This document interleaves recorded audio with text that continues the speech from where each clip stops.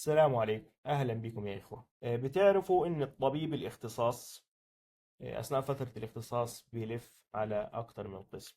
خاصة أطباء العائلة اللي زيي، فدول بيلفوا على أقسام كثيرة وأقسام مهمة. يعني بيلف على باطنة، أطفال، نساء، نفسية، ويشوف المرضى دول ويتعامل معهم. فلفت انتباهي ان بيكون مع الكشف المستمر على المرضى وكده، فبيبقى فيه جروبس معينة كده الإنسان بيشوفهم، يعني من المرضى، يعني بيشوف تيبس بالتركي أو أنواع كده من المرضى. بيكون ليهم كاتيجوري، ليهم تصنيف يعني مشترك. خدت بالك؟ ممكن الواحد يقابل منه مثلا في الأسبوع 5 6 مرضى يعني من الجروب ده. فيعني هتتلاقى مثلا جروب اللي هم بنقول عليهم ايه، الفيجيتيريان دول مثلا، يقول لك لا انا ما اكلش اللحوم وكده. جروب اصعب منه الفيجان، اللي هو يقول لك لا ده انا مش ما اكلش اللحمه، ده انا ما اكلش كمان منتجات اللحمه، مثل الالبان والبيض والحاجات دي. الجروب اللي انا عاوز احكي عليه النهارده ده في الدقائق الجايه، واللي هو لفت انتباهي واللي هو مشكله كبيره، مش بس بتعاني منه يعني الدول المتقدمه او الى حد ما يعني متوسطة التقدم. الجروب حتى اللي هي بتعاني منه حتى في بلادنا، اللي هو ايه، اللي هو الجروب اللي يقول لك انا لا، انا راجل يعني ناتشورال، بالتركي طوال، وبالعربي انا راجل طبيعي. انا ما اخدش علاج. العلاج يا دكتور مواد كيميائية ومش كيميائية، وفي سايد افكتس يعني اثار جانبية وبتاع، انا ما اخدش غير منين، من الطبيعة دي. تمام. وهم دول يعني للأسف مشكلة كبيرة في فكرهم. ولازما أنا بقول الدقايق هقول في الفيديو ده يعني بعض النقاط هخاطب عقلهم، وهنتكلم زي ما احنا متعودين يا أحباب ما بين المنقول والمعقول. طيب، مبدئيا كده خلينا نفهم الأول بالمنطق، انطلاقا من يعني المشكلة اللي احنا واقعين فيها، هو علمنة الدين بتاعنا، وان احنا يعني بنتكلم بنخاطب الاول العقل زي ما كانت سنة الانبياء في الاول كده. طيب، مبدئيا يا اخوة يعني لو احنا جينا للجروب دول كده وكلمناهم بالمنطق يعني الواضح جدا اللي هو يعني طفل صغير يفهمه. انا هقول لك على حاجه، يعني يا اخ ويا اخت، اللي هو انت ماشي بموضوع ان انا ما اخدش العلاجات دي والعلاجات دي، يعني انا اخدش غير من الطبيعه وما اخدش العلاج بتاعي واهمل في نفسي وكده. تخيل كده موضوع الانسان ده عباره عن ايه. الانسان ده انا هصوره لك بان هو زي الجربه. عارف يعني ايه جربه؟ ممكن الناس اللي هي الشباب صغير ما يعرفش يعني ايه جربه. انا قديم، بحس نفسي قديم لما بقول جربة وكده. برميل، نعرف البرميل؟ برميل، انسان برميل. ممكن برضه ناس ما تعرفش برميل. طيب اقول ايه، حلة، 3 حلل فوق بعض كده. الانسان عبارة عن 3 حلل وفيها لحمة الحلة دي اللي هو احنا ده. تمام. فالفكرة في ايه؟ الفكرة في ان الانسان ده الحاجات اللي جوا الحلة ولا جوا البرميل ولا القربة دي، المكونات اللي فيه، تمام، حصل فيها نقص بتديها من بره، حصل فيها زيادة بتمنحها من بره، بتمنحها انها تدخل لها الزيادة دي، او بتديها حاجات تقلل الزيادة دي. يعني تجيب تجيب مغرفة وتاخذ الزيادة دي بره، بالبلدي كده. يعني معايا قربة فيها حاجات وحاجات نقصت، تمام، والحاجات اللي زادت ونقصت دي انا لو نقصت بديها لها من بره، ولو زادت بجيب كبشه وايه واغرف عشان اطلع ايه الحاجات اللي زادت. واضحين كده؟ طيب تمام. طيب يا عمي استنى بس، ايه اللي يزود وينقص ويعمل الحاجات دي؟ ما انا ربنا خلقني طبيعي اهو. ده اللي هو ايه، اللي هو اسمه المرض. اللي هو ايه المرض، ان حاجات تنقص وحاجات تزيد بنسموها ايه، مرض. يعني ايه مرض؟ يعني شيء غير طبيعي. وليه شيء غير طبيعي؟ علشان يختل التوازن. يقول عليه في المصطلحات الطبية هوموستيزيس. هوموستيزيس، مش هيموستيزيس، هوموستيزيس. فهوموستيزيس التوازن بتاع الجسم لما يختل بيبقى في حالة ابنورمال، يعني حالة غير طبيعية، اللي هي تقتضي التدخل، اللي هي تقتضي ايه؟ التدخل. طيب اللي هو ايه؟ المرض. طب المرض ده يعني هيحصل ليه؟ المرض ليه سببين، او ليه يعني سببين كبار قوي، مالهمش ثالث نهائي، مالهمش. يعني انا لا اعرف ان هو ممكن يطلع مره. السبب الاول يا اما المرض بتاعك يكون سببه وراثي، السبب الثاني انه يكون سبب بيئي. يعني ايه برضه؟ مش فاهمين. خليني اقول لك الوراثي ممكن يكون مشهور انه يكون مثلا وراثي. لما تيجي كلمه وراثي يجي على بالك ايه؟ دي ان ايه، ماشي؟ دي ان ايه كلنا عارفين الدي ان ايه اللي هو الحمض النووي اللي في الخلايا ده، تمام؟ فالدي ان ايه ده مثلا مش كل انسان مش زي التاني، وبالتالي لو في انسان دي ان ايه في مشكله في اثناء، ممكن ينتقل ايه لابنه، وينتقل لولده، وينتقل للسلاله بتاعته، وممكن تبان اثاره ولو بعد يعني عمر يتقدم في السن. يعني مش شرط من وقت ما يتولد، خلي بالك من النقطة دي. يعني أنا عاوز أقول إيه؟ عاوز أقول إن أمراض ممكن تنتقل وراثية بكل بساطة بسبب مشاكل في الدي إن إيه دي. مثلا يبقى عند الواحد قابلية إن هو يبقى عنده مرض السكر. يعني مرض السكر اللي هو رقم 2 ده، في الأبحاث بيقول لك إن في الغالب بيكون يعني إيه؟ تحته وراثي. فلذلك مثلا يجيني مرضى يقول لي ده انا ابويا عنده سكر، وامي عندها سكر، وعمي عنده سكر، والعيله كلها عنده سكر، وهو بيكون عارف ان في مرحله في حياته، لدرجه كده ان الشخص العام بيكون عارف ان في مرحله في حياته هيجيله ايه؟ هيجيله مرض السكر. طيب دلوقتي مثلا زي السكر، وقيس على ذلك الضغط، قيس على ذلك مثلا امراض تزود الكوليسترول. في امراض وراثيه تزود الكوليسترول في الجسم. يبقى الانسان طبيعي سنه 30 سنه 40 سنه ويقول لك ده عنده كوليسترول. ومش كده بس، ده ممكن يبقى رفيع، رفيع والله، يعني مش بياكل ولا بتاع، بس هو عنده كوليسترول زايد وهيسبب له مشاكل، وبنديله ايه؟ علاج. يعني يبقى انت عرفت السبب ايه؟ ممكن يبقى سبب وراثي. طب ايه ممكن يبقى السبب الثاني؟ الكاتيجوري الثاني او القصه الثانيه، احنا قلنا يا اما وراثي اما حاجه ثانيه. اسباب الامراض اللي مش هيطلع من دون التنين دول ان يكون سبب بيئي. يعني ايه بيئي؟ مش فاهم. يعني ايه بيئه؟ يعني انفيرومنتال بالانجليزي، ويعني بالتركي تشيف رسالة. يعني ايه برضه؟ مش فاهم. يعني انا من ساعه ما اتولدت المكان اللي انا عايش فيه، البيئه دي دخلت لي منها ايه وطلعت لي منها ايه، تمام؟ اتعاملت معاها ازاي؟ الحياه دي، الحياه يعني اتعاملت ازاي معاها؟ يعني ايه اتعاملت معاها ازاي؟ يعني انا كلت اكل غير صحي ولا ما اكلتش غير اكل غير صحي؟ ده برضو اسباب بيئيه. يعني ايه برضو؟ يعني انا مثلا خدت جرعه، الموضوع الحلقه بتاعنا موضوع العلاج، خدت جرعه علاج زياده جاني مرض منه، ده كمان سبب بيئي، اللي هو اي مرض تاني غير وراثي اللي هو بيقابلنا في الحياه بشكل عام، تمام؟ انفكشن، مرض، عدوى بكتيريه فيروسيه جتني من البيئه. البيئه شويه رز كانوا في الثلاجه، ولا عدت عليهم كم يوم، ولا جاني شويه اسهال، ده سبب بيئي. في النهايه بكتيريا جتني من بره من البيئه. من ايه؟ البيئه. يبقى باختصار الامراض كلها بتاعتنا اللي بتيجي للقربه دي او البرميل دي يا اما وراثي يا اما بيئي بس. طيب لما بتيجي يا اخوه الامراض دي بتعمل ايه؟ بتعمل بكل بساطه تغيير فين؟ في الحاجات اللي جوه القربه دي. يعني ايه برضو؟ مش فاهم. يعني مثلا على سبيل المثال لو سبب وراثي، تمام، زي السكر، فهترفع لي ايه؟ السكر في الجسم، صح؟ وده ايه؟ حاجه جوه الجسم رفعتها. طيب ولو مثلا حاجه مثلا بيئيه، فمثلا جابت لي بكتيريا ولا جابت لي حاجه غيرت لي الحاله المستقره في الجسم، فانا مضطر دلوقتي اتدخل. طب انا هتدخل ازاي؟ هتدخل زي ما بيقولوا ايه؟ الجزاء من جنس العمل. يعني ايه برضو؟ مش فاهم. يعني اللي اتغير ده ايه حضرتك؟ اتغير ان مثلا لو عنده السكر قال له عنده الانسولين، انا بديله ايه؟ انسولين من بره، او بديله ادويه تزود له الانسولين. يعني الجزاء من جنس العمل. يعني ايه برضه؟ مش فاهم. يعني بكل بساطه المواد يا اخويا ويا اختي اللي بنعطيها لك تطلق عليها مواد عضويه، واحيانا مواد غير عضويه. يعني العلاجات اللي انت بتاخدها اصلا ممكن تكون ايه؟ حاجات جوه جسمك، تمام، بس عندك فيها نقص، زي نقص فيتامينات او نقص انسولين او نقص اي شيء. يعني احنا ما بنعطيكش لحضرتك حاجة غريبة.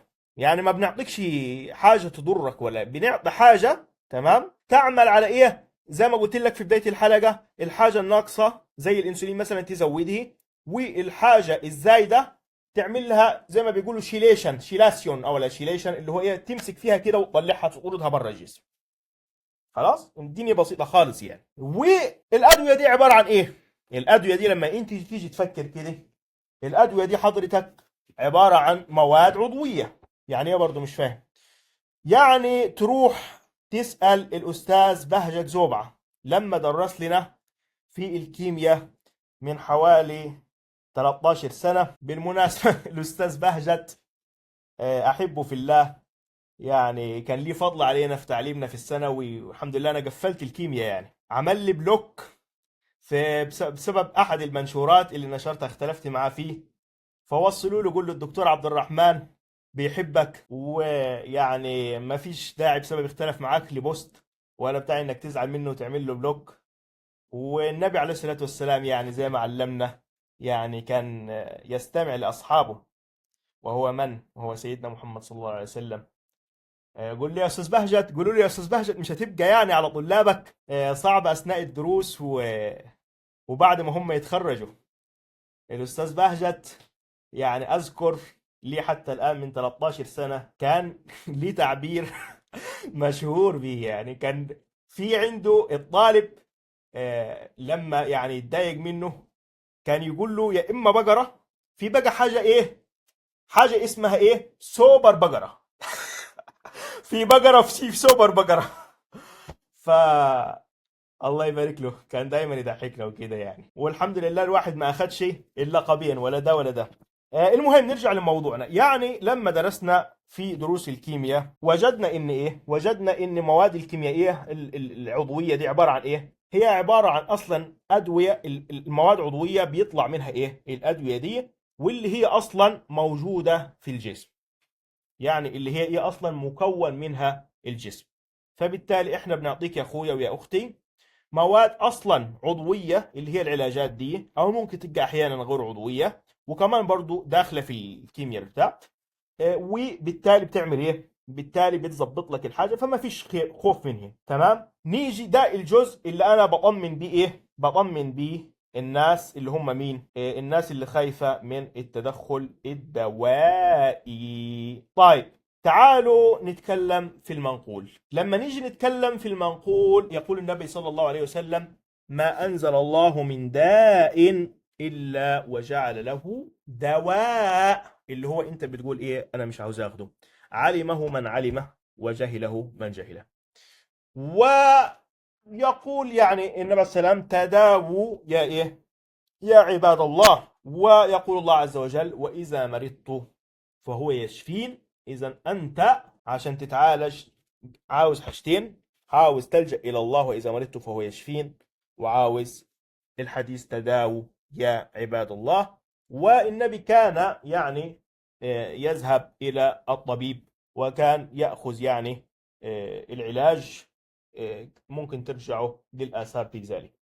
طيب ده مبدئيا اللي هو إن المنقول بيقول لنا يا إخوة انتوا لازم ايه تاخدوا علاجات وهكذا لكل امراضكم. الفكره فين، المشكله عندنا فين، المشكله عندنا في الاتي، ان هو برضو في المنقول.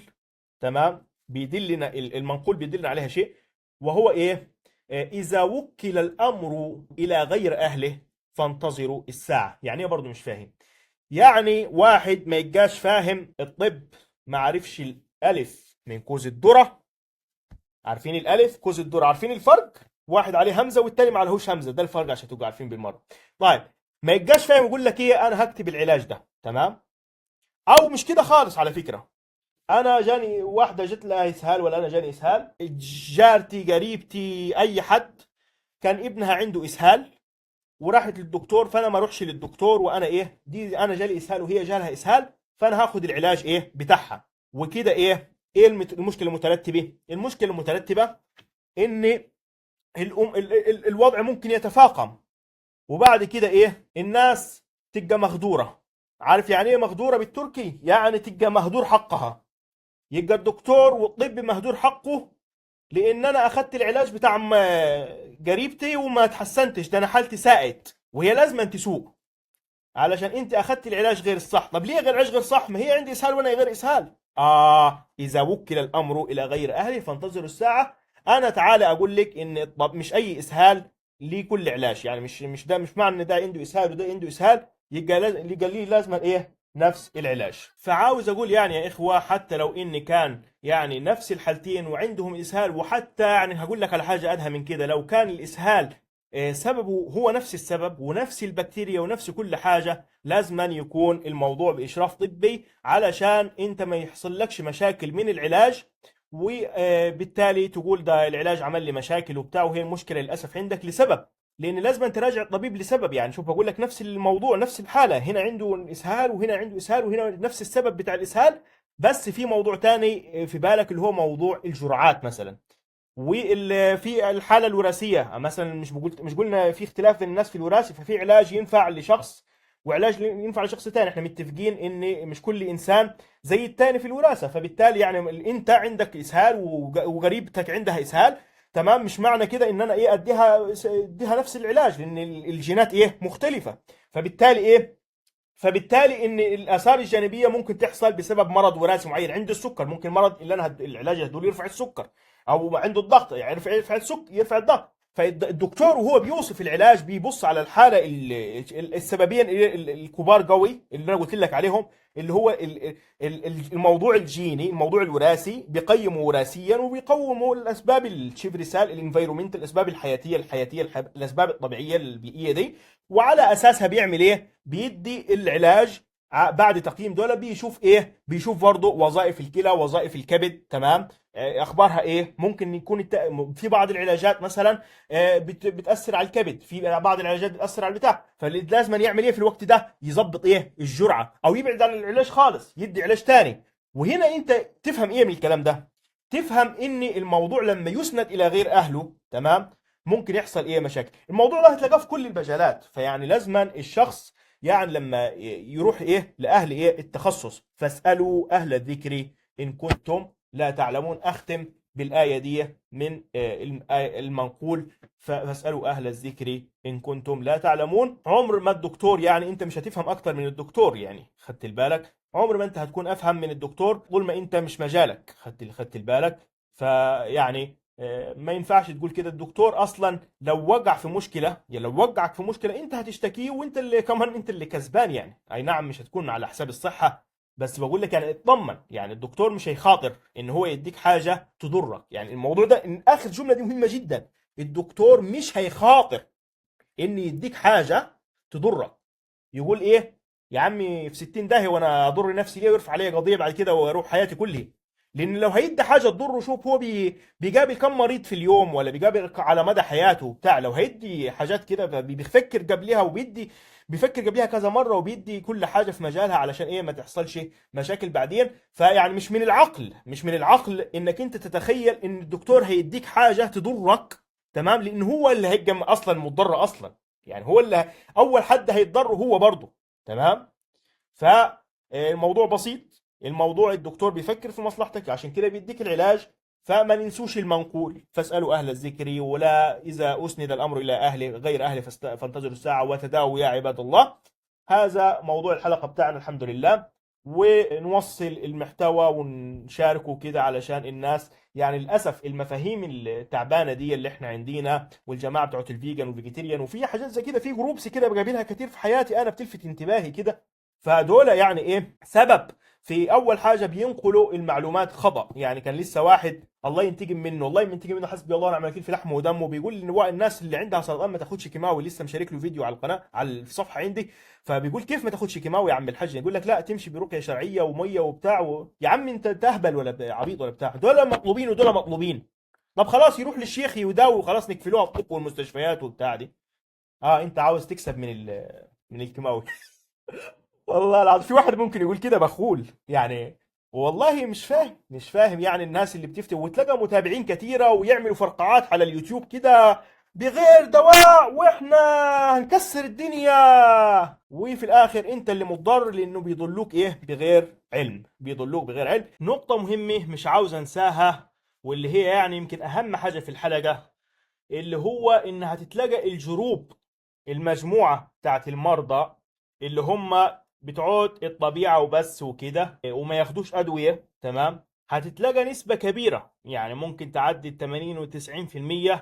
يقول لك أنا آخد أي حاجة، آخد مثلا بقدونس، آخد مثلا ورق مش عارف إيه على ورق حلف بر ومش عارف إيه، وما ياخدش الدواء. تمام، وما ياخدش الدواء، يعني الدواء اللي ما يوصفه للدكتور يقول لك لا أنا آخد إيه من الطبيعة. ودي اكبر مشكله، وبيسموها بالتركي ميت، يعني بيسموها معتقد باطل ولا يقبله المنطق والعقل. واحنا قناتنا بين المنقول والمعقول، تعال اكلمك المنقول والمعقول في النقطه دي. لما انت تشوف يعني الادويه دي ايه، انا جاي لك من شويه، الادويه دي اصلا بنجيبها حضرتك جزء كبير منها من المواد دي. يعني معنى الكلام ده ايه؟ معنى الكلام ده ان الدواء ده اللي انت بتاخده سداح مداح كده باي جرعه، اللي هو الاعشاب والحاجات دي، كانك بتاخد دواء مش بس هو يعني ملهوش انديكيشن او ملهوش يعني داعي انك تاخده في الحاله بتاعتك. لا مش كده وبس، ده انت ممكن تكون بتاخده بجرعات كبيره، لان كمان الحاجات دي لما بنعمل بيها الادويه بتبقى بالملي جرام، خدت البالك، واحيانا بالميكرو واحيانا كده. فايه للاسف يعني الناس فاهمه ان روح اسالوا الاستاذ بهجت، قولوا له المواد العضويه دي ايه، هيقول لك برضه نباتات وكده وبنعمل منها ادويه. اسالوا الصيادله، تمام، في قسم مخصص في الصيدله يسمى بعلم النباتات. تمام، ليه بيدرسوه في الصيدله علم النباتات؟ ما كانوا يدرسوه في الزراعه؟ لا، علشان الادويه فيها الحاجات دي. فانت لما تاخد الاعشاب والحاجات دي ظنا منك، اولا اللي وصفها ليك العطار والشركات اللي شغاله في الحاجات دي.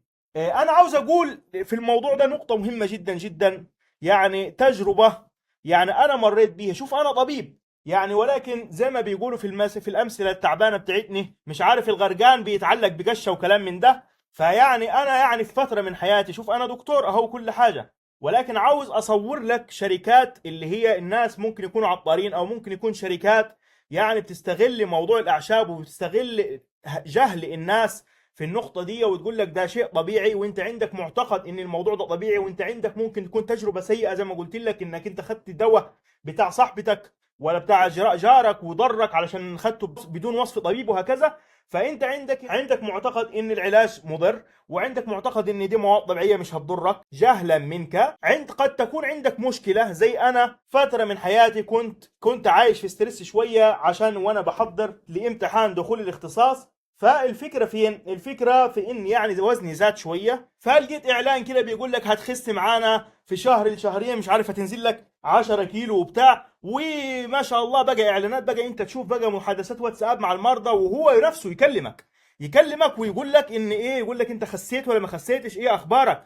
والمشكله انك بتخس، المشكله ان وزنك بينزل، يعني بتاخد الاعشاب والحاجات دي بينزل. وانا كيف الطب ما وصلش للكلام ده، وكيف وانا دكتور ومش عارفين الكلام ده، احنا في وادي في حاجه مش مظبوطه. الا ان انا اكون وزني بينزل، نزلت مش عارف 10 كيلو 7 كيلو ولا بتاع، تمام، وفي الاخر بعد كده وزني ثبت عند حد معين، فقلت في حاجه غريبه، تمام، ليه ما. فاكتشفت بعد كده اصلا اني لما دخلت الاختصاص ونزلت المستشفى واطلعت اكتر على الابحاث، وجدت ان الحاجات دي مش هتصدقوا.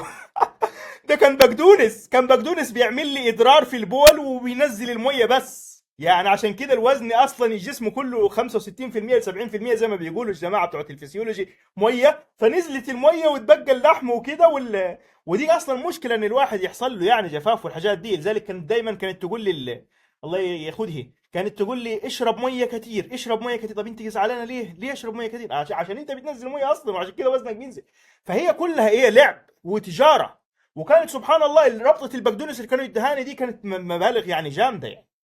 للاسف يعني انا بقول لك ان دكتور، تمام، في مرحله من حياته قبل ما يعني انزل المستشفى وقبل ما انزل الاختصاص وقبل يعني كنت لسه خريج جديد، والغرقان بيتعلق في قشاي، مر بتجربه زي كده. فما بالك بيعملوا ايه الناس دول مع العامه، ويكلمك ويقول لك نزلت كام وبتاع. فيعني انتبهوا يا اخوه من الناس العطارين والحاجات دي، وما تاخدوش، لان حاجه مهمه الابحاث العلميه بتقول ان المواد الاعشاب والحاجات دي اغلبها يعني ان ما كانش كثير منها خالص ان لم تؤخذ باشراف طبي، تمام، بتبوظ الكبد، بتعمل له تسمم في الكبد، بتعمل هيباتوتوكسيسيتي، تمام. وفي حاجات مشهوره يعني الفا توكسين ومش عارف ايه وحاجات كده في نباتات وبتاع. ويعني معروف الكلام ده ان الكبد بتاعنا ده اصلا اللي هو ايه بينظف السموم وكده. فال النباتات والاعشاب دي بتتراكم فيه. فاحذروا من الموضوع ده الا اذا كان باشراف طبي، مثلا قال لك الدكتور مثلا خد مثلا عندك حصوه اشرب بقدونس وكلام من ده. طيب الفكره فين؟ الفكره يا اخوه ان في حتى يعني عاوز افهمك التجاره بتاعه الاعشاب دي ماشيه ازاي. النهارده انت لما تيجي تبص يعني الفيتامينات ولا الحاجات اللي ممكن تكون بتتاخد المقويات دي كلها، يعني انت ممكن تاخدها من مصادر حياتية، ممكن تاخدها من مصادر نباتات وكده. ولكن احنا ده مش بيدرس ليك، يعني مش بيدرس لطلاب الطب ولا الدكاترة ان ايه ياكل مثلا بقدونس بنسبة كذا، ياخد مثلا من حلف البر قد كده وكده وكده. ولكن التجارة بتاعت الشركات تقول لك لا انا هظبط لك الموضوع هخليه لك في حبات، وبدل ما تشتري حبة بتاعت البقدونس بسعر مثلا 50 قرش مش عارف بكام دلوقتي، تاخدها بكام؟ ب 50 60 جنيه. بكل بساطة هي حبة البقدونس 50 قرش 50 جنيه. فكله عبارة عن تجارة، يعني الطب يعني تجارة الواحد يعني. والمريض مع الجهل بتاعه ان ما كانش في فيديوهات توعية، الناس اللي شغالة وتعمل قنابل اللي بو بو بو على اليوتيوب، تمام، مش عارف ايه علاج كذا مش عارف كذا بدون دواء بالاعشاب بتاع، كمان دي يعمل مفرقعات عشان مشاهدات، كمان ده على حساب صحتك وعلى حساب كده، هم غير حاجة في الاخر في مشاهدات بتاع. للاسف لما ما يبقاش في ايمان اتوقع الشيء.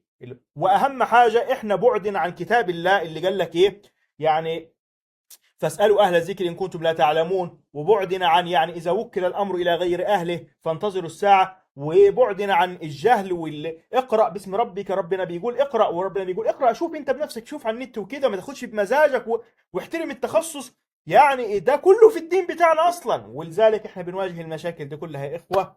هذا وبالله التوفيق. فانت يا اخ نصيحة اخيرة ليك، لما تيجي تاخد علم تاخده من اهله.